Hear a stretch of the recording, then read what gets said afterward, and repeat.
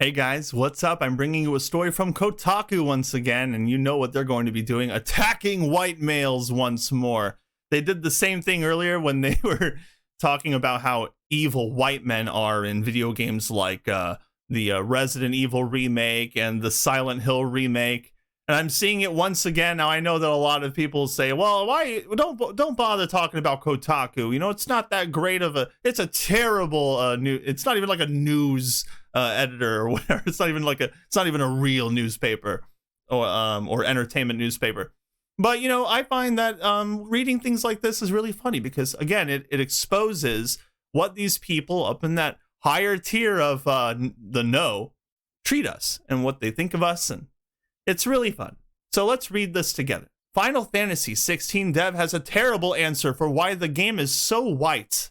We're going to find out why they're so upset that the Final Fantasy 16 doesn't have white people. Can only imagine what that explanation is going to be. 2 weeks ago, Square Enix released a new story trailer for its upcoming RPG Final Fantasy 16. There's just one noticeable problem. There doesn't seem to be a single non-white character in it. Darn, what do you know? It's just all white people. Oh, these Japanese developers, they must be just so racist. Okay. So IGN asked producer Naoki Yoshida about whether or not the game would feature any black people or other people of color. Unfortunately, his response made me go, yikes, in real life. Yoshida explained that the fantasy world of Valisthea was based on medieval Europe, and they wanted to limit the world culturally and geographically. Valisthea, this is a quote by the developer, Valisthea was never going to realistically be as diverse as, say, a modern-day Earth or even Final Fantasy XIV, he said, as if he was being asked to incorporate every race on the entire planet. Oh, we were just wondering why there are no black people, as they say, or people of color in it. That's all. We're not saying that everyone has to be of color, but why is it that you don't have at least one? Oh, my goodness gracious. I'm like losing my place. Okay. Ultimately, we felt that while incorporating ethnic diversity into Valisthea was important, an over-incorporation into the single corner of a much larger world could end up causing a violation of those narrative boundaries we originally set for ourselves. So they're like, look, like we get it. We get it. We get that, you know, people appreciate diversity in video games and they really push for it. That's not really what we're trying to do. We're not trying to destroy our story for the sake of being diverse, but I don't think the article writer understands this, or maybe they do and they're just evil. But we're about to find out what the case really is. All right. Which begs the question, why did they enforce a whites-only boundary in the first place? After acknowledging that the real world is more diverse than Valisthea, he continued, the story we are telling is fantasy, yes, but it is also rooted in reality. Which is it, Yoshida? You can't say that your fictional world isn't bound to reality and then use reality to explain why black people can't exist in Valisthea? Pick a struggle and stick with it, please. What? Why are they so upset about this? What is there to be upset about? These people are from Japan.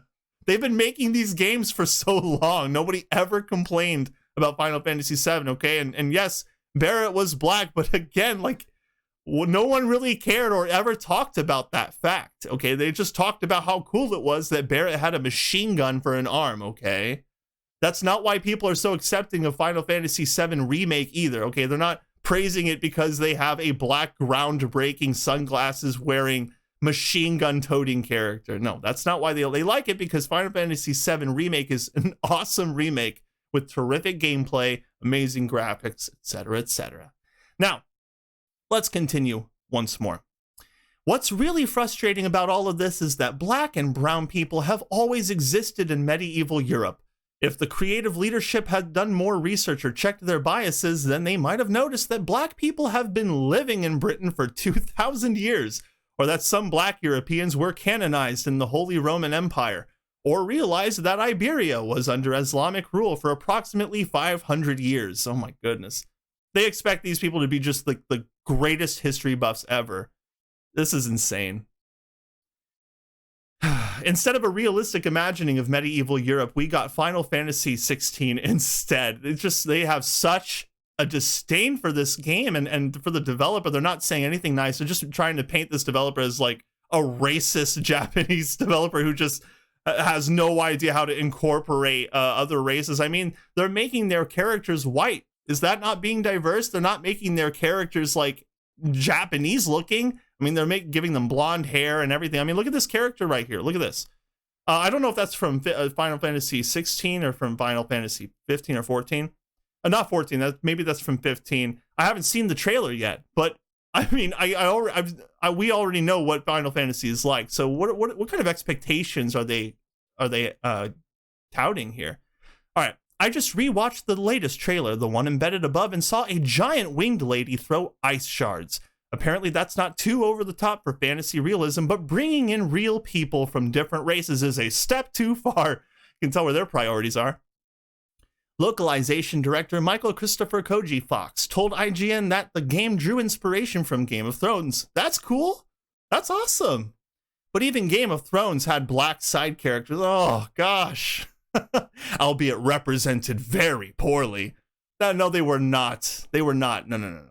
No, the Valerians and the sea snake in that show, they were cool. I love the first season of of the House of the Dragon. They did that recently and it was widely accepted. Everybody loves it. Okay, again, it's not about race. When are they going to realize that? Maybe they do.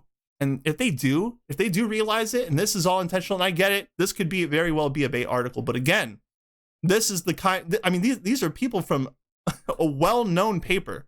Like they're saying that racists, whites, bigotry, all these terrible things, and none of it is true.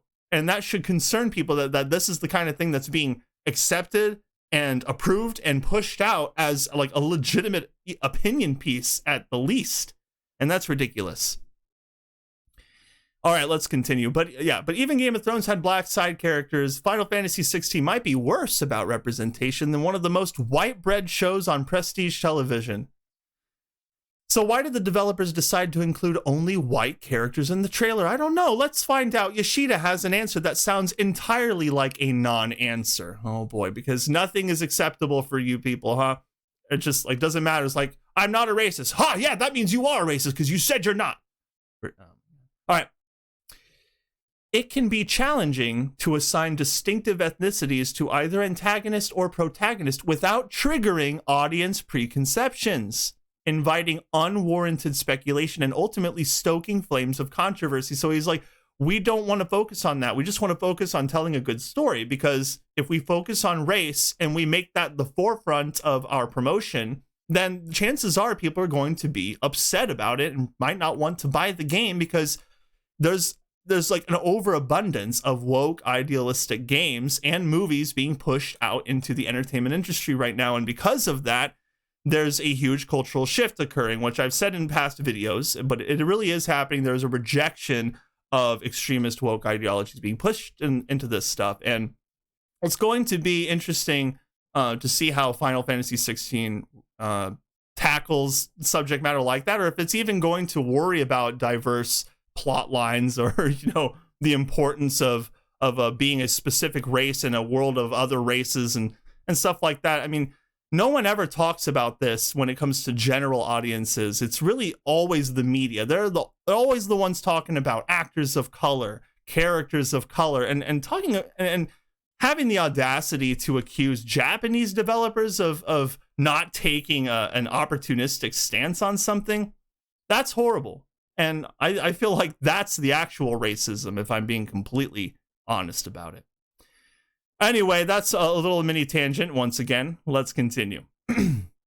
I believe that the developers can overcome that challenge without blowing up the internet. And this is after he's like, yeah, we don't want unwarranted speculation. We don't want anybody calling us racist. We don't want to talk about race. We just want to tell the story of Final Fantasy 16. It's really going to be a great story. And they're like, well, what about the race of the characters?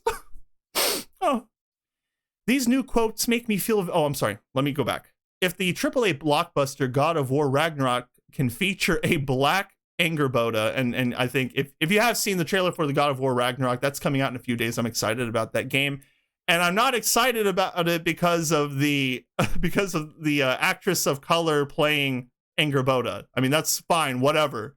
It's great. No one cares about that. But it's a big deal to this writer. Again, if the AAA blockbuster God of War Ragnarok can feature a black Angrboda as a major character in its Norse mythology, then a totally made-up world can do the same. Of course they can do it, because it's made up. But we also want it to reflect real life. But we also want it to be fantasy while also mirroring real life. And that's making perfect sense as I say it and nod my head. You agree, right? Anyway.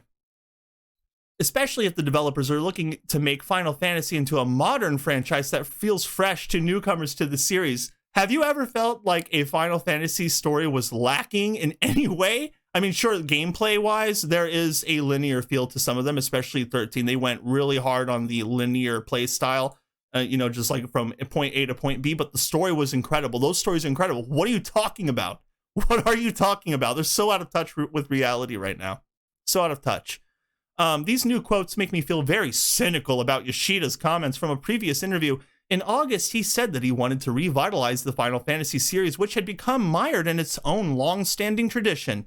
In terms of whether Final Fantasy is successfully adapting to industry trends, I believe the series is currently struggling, he said in the interview with Inverse. You know what doesn't help with trying to make Final Fantasy not feel like it's over 30 years old? Giving fans an all-white cast that runs counter to both industry standards and actual history. Well, I have to say, I appreciate your opinion. It means so much to hear such terrible, horrible, and racist things being said. But what more can you expect from the brilliant writers over at Kotaku?